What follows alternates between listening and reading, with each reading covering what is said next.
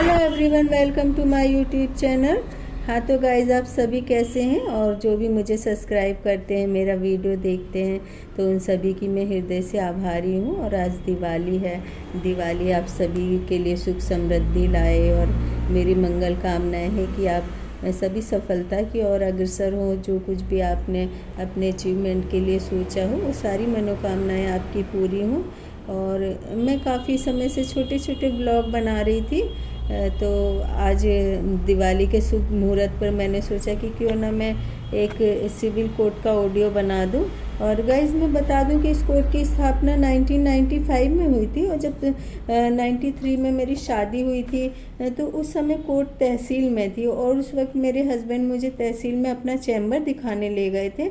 और मैं सच बताऊं कि चैम्बर के नाम पर फिर सिर्फ एक चेयर और ऑटो जितने स्पेस को कवर किया हुआ था। और ज़्यादातर वकीलों के ऐसे ही चैम्बर थे, और कोई भी चैम्बर कवर्ड नहीं थे। और ना वो वहाँ पर कोई भी इस तरह की व्यवस्था थी कि किसी भी चैम्बर पर अच्छी तरह से छत हो या पूरी तरह से बने हुए हों।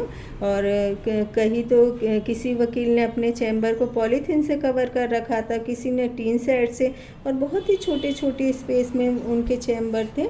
और उस समय कचहरी के पास ही एक डिस्ट्रिक्ट जज थे, जायसवाल सर, तो उन्होंने मेरे हस्बैंड को इनवाइट किया था।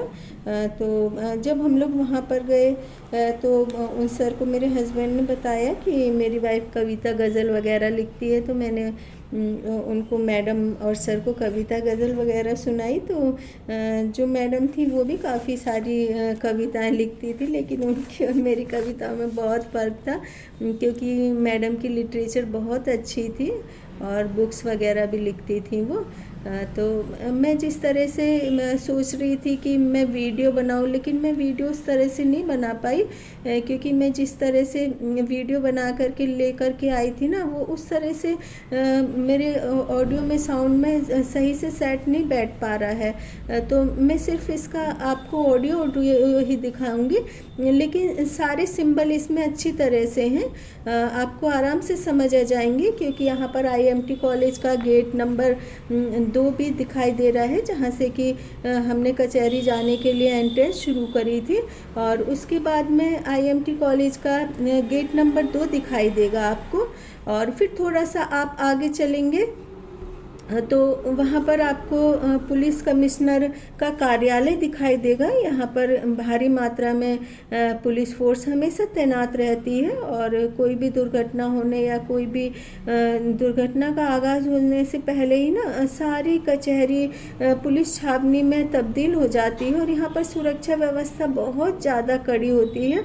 और जब आप थोड़ा सा और आगे चलेंगे तो फिर आपको वहाँ पर पार्किंग दिखाई देगी, जहाँ पर जितने भी एडवोकेट होते हैं और या फिर क्लाइंट भी आते हैं, तो वहाँ पर सभी गाड़ी पार्क करते हैं। जो गाड़ी पार्किंग की जगह जो आपको दिखाई दे रही जस्ट सामने नहीं है, उसके लिए बेसमेंट में गाड़ी की पार्किंग है, जहाँ पर बहुत ज़्यादा अंधेरा होता है।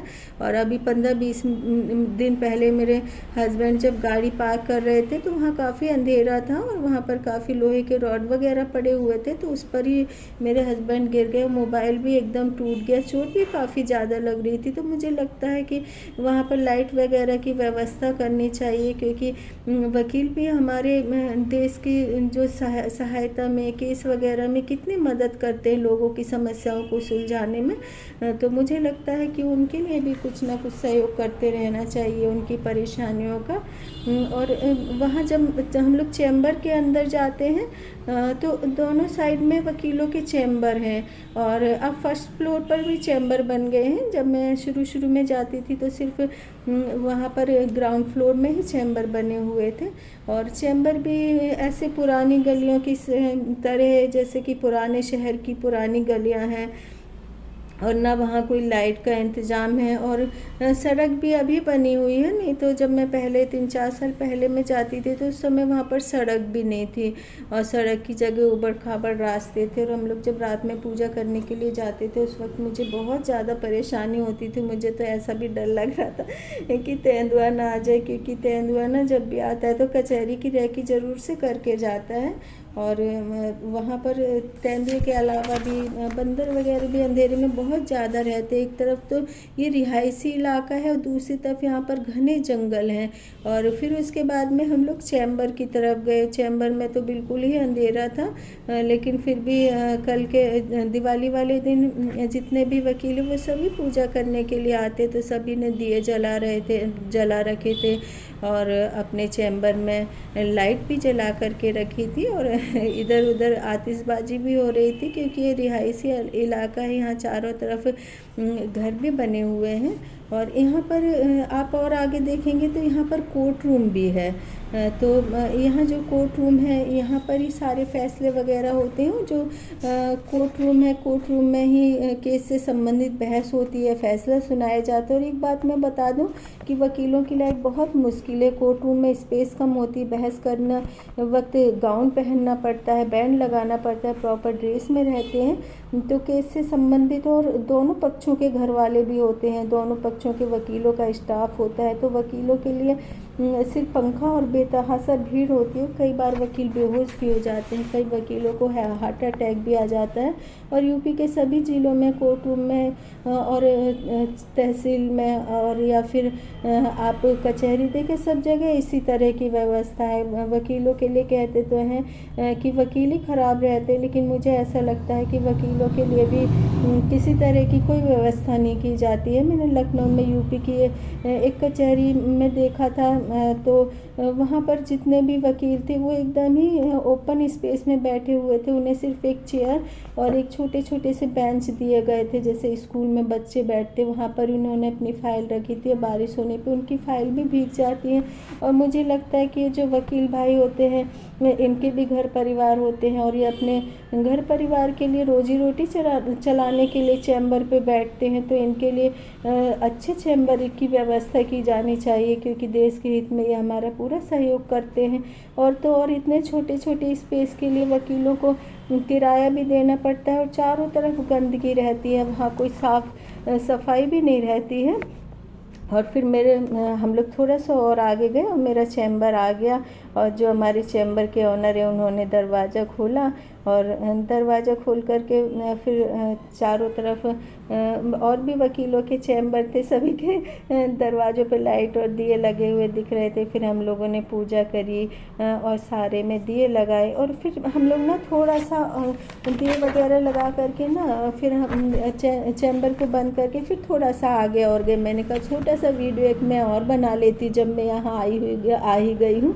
तो क्योंकि दिन के समय तो मैं जा कर के इतना अच्छे से वीडियो नहीं बना पाती हूँ। तो मैं एक बात बता दूँ कि मेरे चैम्बर पर मेरे हस्बैंड के अलावा लौनी के MLA नंद किशोर गुर्जर भाई जी और अनुज और एक शर्मा जी बैठते हैं। लेकिन मैंने इस चैम्बर पर अपने हस्बैंड के अलावा किसी को भी बैठे नहीं देखा, क्योंकि जब भी मैं आती हूँ तो मैं चैम्बर पर बैठी रहती हूँ। तो दूर से कोई भी जो जूनियर मेरे हस्बैंड के आते चले जाते, क्योंकि मान सम्मान यदि हम किसी को देते तो हमको भी उतना मिलता है। ये नहीं कि मैं किसी के आगे पर्दा कर रही हूँ, पल्ला लूँ, तभी लोग मुझे समझेंगे।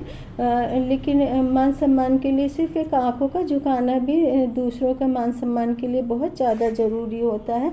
और फिर हम लोग थोड़ा सा आगे गए तो मैंने अपनी बेटी को भी बताया कि ये बार एसोसिएशन गाज़ियाबाद का सभागार है। यहाँ पर बार से संबंधित मीटिंग होती है, सभी वकील मिलकर फेस्टिवल सेलिब्रेशन करते हैं। और लेकिन मैं कभी भी यहाँ के किसी भी सेलिब्रेशन का हिस्सा नहीं बनी, क्योंकि मुझे अपनी साधारण सी इकलौती लाइफ पसंद है।